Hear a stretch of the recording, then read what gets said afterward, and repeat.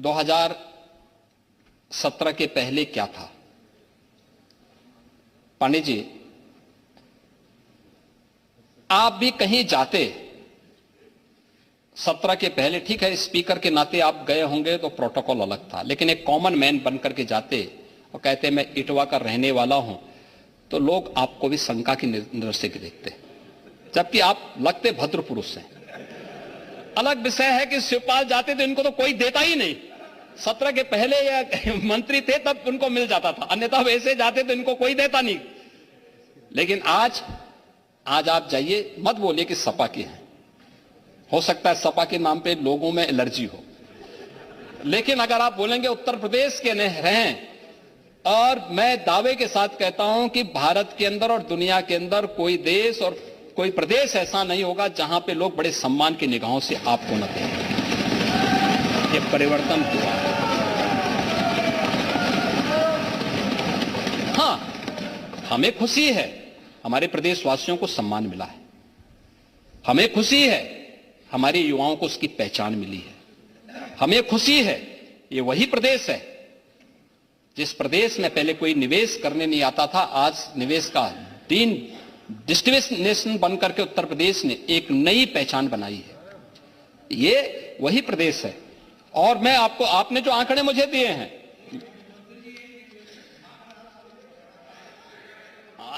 मैं क्या कर रहा हूं भाई, एमओयू कोई भी कर सकता है, लेकिन उसका एमओयू जमीन पे नहीं आया, उसको सरकार ने सम्मान नहीं दिया। आपने क्या, मॉनिटरिंग हो रही थी, और एक एक चीज की मॉनिटरिंग होती है, और मॉनिटरिंग करते करते जब पकड़ में आए तो उसको जहां जाना था वहां पहुंचा भी दिया जहां जाना था वहां पहुंचा भी दिया है। लेकिन आपका भी नमूना देखने को मिला है, जिसके खिलाफ एफआईआर दर्ज करने का मैंने आज आदेश दिया है। ये अंसल तो आप ही की उपस्थिति थी, आप ही के समय में उसको, उसकी सारी इलीगल मांगों को पूरा करके निवेशकों के साथ और होम बायर्स के साथ धोखा हुआ है। ये सब समाजवादी पार्टी के समय में सारे काम हुए। हमारे सामने उसको, हमने कभी उसको ध्यान को नहीं किया। आपने उसके लिमिट को बढ़ाया था, हमने उसको घटाया था, और शिकंजा कस करके आज उसको इस स्थिति में पहुंचा देंगे। अगर एक भी होम बायर के साथ धोखा किया तो सारी प्रॉपर्टी को भी जब्त कर लेंगे, किसी होम बायर के साथ खिलवाड़ नहीं होने देंगे। लेकिन मैं इस बात के लिए भी आश्वस्त करूंगा कि अगर किसी को गलतफहमी होगी कि किसी गरीब का पैसा या किसी नागरिक का पैसा लेकर के वह कहीं भाग जाएगा, तो पाताल से भी उसको निकाल करके लेके आएंगे और सजा दिला देंगे, और सबको हम गारंटी देंगे कि उसका पैसा उसको मिल जाए। इसके अलावा जो क्राइम ब्यूरो से जुड़े हुए आंकड़े हैं जो आप दे रहे थे, मैंने परसेप्शन की बात कर ली, महाकुंभ का भी उदाहरण आपको दे दिया। अब मैं तीसरा उदाहरण आपको इसको दे रहा हूं। एनसीआरबी के जो डाटा है, डकैती में 2016 की तुलना में 84.41% की कमी आई है। अब मैं 24 की बात कर रहा हूं, अब मैं 22 में भी आता हूं। देखिए 2016 में 263 डकैती के मामले सामने आए, 263 ऐसे मामले आए थे, और 22 में 50 ऐसे मामले आए। लूट के मामलों में 77.43% की कमी आई है। हत्या के मामले में 41.01% की कमी आई है। बलवा में 66.40% की कमी आई है, और गृह वेदन में 5.12% की कमी आई है, और फिरौती के लिए अपहरण में, शिवपाल जी, इसमें भी कमी आई है 54.72% की। ये है अपराध के आंकड़े। और यह अब प्रवृत्ति समाप्त हुई जो आपने पैदा किया था, वन डिस्ट्रिक्ट वन माफिया आपने पैदा किया था। आज माफिया नहीं है, दूर की कौड़ी हो चुकी है। गोरखपुर के सब माफिया तो पहले ही जा चुके थे, उनको पहले निपटा चुके थे। बाकी जो बचे खुचे थे उन सबको हम लोगों ने उनकी गति को पहुंचा दिया है। और हम लोगों का प्रयास था कि राम मंदिर बनने के पहले राम नाम सत्य है इन सब का हो जाए, लेकिन जो बचे थे समय के अंतराल में सब कुछ हो गया है।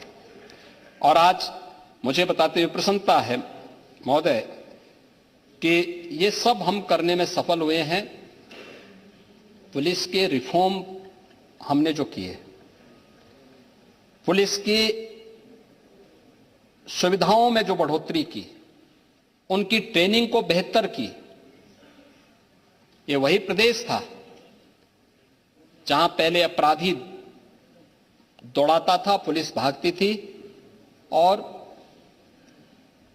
पीछे अपराधी या माफिया उनको दौड़ाता था। माफिया के सामने सारे के प्रोटोकॉल फेल हो जाते थे। जो पुलिस पहले माफिया को सैल्यूट करती थी, आपने वह दृश्य भी देखा होगा, एक माफिया जिसने एक हाईकोर्ट के चीफ जस्टिस के काफिले तक को रोक दिया था, जिस माफिया के लिए 10-10 जजेस ने कोर्ट में किसी प्रकार की सुनवाई से इनकार कर दिया था, वही माफिया जब इस सरकार के समय पुलिस की गिरफ्त में आया तो पैंट उसकी गीली हो गई थी। ये वही सरकार है। पुलिस धमक से, शासन धमक से चलता है और वही धमक आज प्रदेश के अंदर माफिया के अंदर दिखाई दे रही है। और उसका परिणाम भी हमारे सामने है कि हम लोगों ने इसके लिए जो प्रयास सरकार के स्तर पर हुए हैं वह सभी उसके सामने है। और महोदय, यह जो चीजें हैं, खासतौर पर बजट में हमने जो टोटल इंफ्रास्ट्रक्चर के लिए धनराशि उपलब्ध करवाई है, 22% है। शिक्षा के लिए आप लोग जीवन भर नारा लगाते रहे कि शिक्षा के लिए बजट का 6% तक जाना चाहिए। अरे हम 13% तक लेके चले गए। मैं कह रहा हूं, अरे आप इसको 13% ले गए हैं, कम से कम धन्यवाद देना चाहिए था आप जैसे व्यक्ति को। कृषि और संबद्ध सेक्टर सेवाओं के लिए 11% बजट दिया है। चिकित्सा और स्वास्थ्य के क्षेत्र में 6% दिया है। सामाजिक सुरक्षा के लिए 4% और के लिए 4% उपलब्ध कराया, यानी अवस्थापना सुविधाओं के लिए के विकास के लिए 1,79,131 करोड़ रुपए। शिक्षा क्षेत्र के लिए, जिसमें बेसिक, माध्यमिक, उच्च, प्राविधिक और व्यावसायिक यानी टेक्निकल और वोकेशनल एजुकेशन के लिए है, इसमें 1,06,360 करोड़ रुपए इस बजट में उसका प्रावधान किया गया है। ऊर्जा क्षेत्र के लिए 61,070 करोड़ रुपए से अधिक की और सिंचाई के लिए 21,340 करोड़ रुपए, एमएसएमई के लिए तथा अन्य उद्योगों के लिए भी 24,000 करोड़ रुपए के इसमें प्रस्ताव किए गए हैं। नगर विकास के लिए 25,308 करोड़ रुपए, आवास और शहरी नियोजन के लिए 7,403 करोड़ रुपए, नागरिक उड्डयन के लिए 3,152 करोड़ रुपए, चिकित्सा स्वास्थ्य, मेडिकल एजुकेशन, आयुष आदि के लिए 50,550 करोड़ रुपए, कृषि और उससे जुड़े हुए जो अन्य एलाइड सेक्टर्स हैं इनके लिए 89,353 करोड़ रुपए, ये सभी हम लोगों ने इसमें दिए हैं। और इसके साथ ही मुझे बताते हुए प्रसन्नता है कि सरकार के प्रयासों का परिणाम है कि हमने उत्तर प्रदेश विधानसभा को आईटी से लैस करने में सफलता प्राप्त की है। आज उत्तर प्रदेश की विधानसभा ई विधान के रूप में देश के अंदर जानी जा रही है और जो भी आता है अभिभूत होकर के जाता है। ये सरकार की योजनाओं का परिणाम है और इसीलिए इस बजट को हम लोगों ने प्रदेश के अंदर, ये वही प्रदेश है, यानी जो विभिन्न स्कीम हमने आज यहां पर प्रदेश में बजट में प्रावधान किए गए हैं, जिसमें प्रत्येक कृषि मंडी में कैंटीन और विश्रामालय अन्नदाता किसान के लिए ये माता सबरी के नाम पर होंगे और इसको सरकार ने आज यहां पे घोषणा की है, जिसको हर जनपद में प्रमुख मंडी से हम प्रारंभ करेंगे। 7 जनपदों में श्रमजीवी महिला छात्रावास जो कामकाजी महिलाओं के लिए होंगे, उसमें पुणे श्लोका माता अहिल्याबाई के नाम पर इसको हम लोग लागू करेंगे।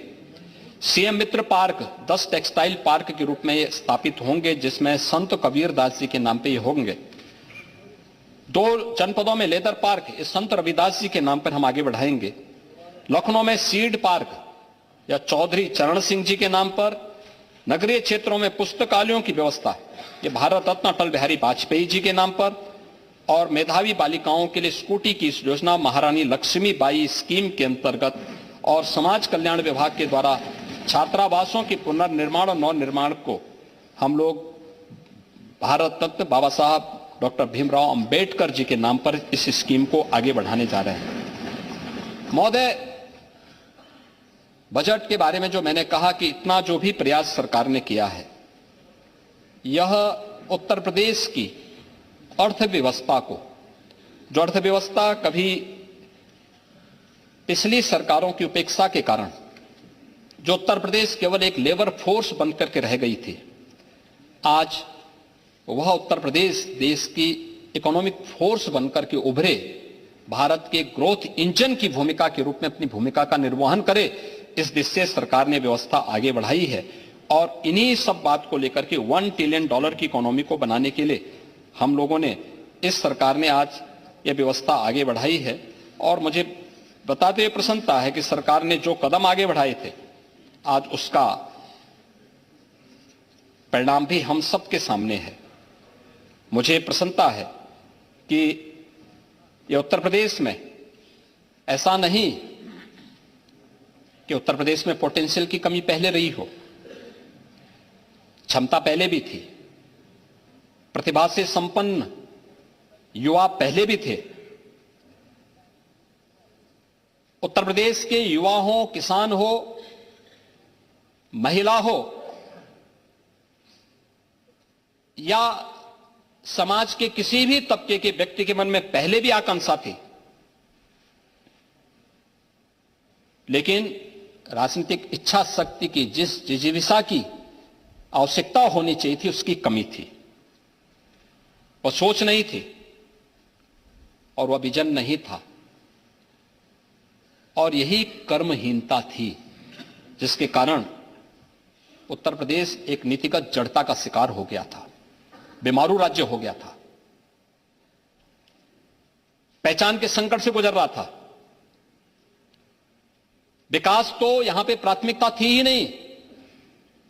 वेलफेयर की स्कीम गरीब को मिले, गांव को मिले, कमजोर को मिले, वंचित को मिले,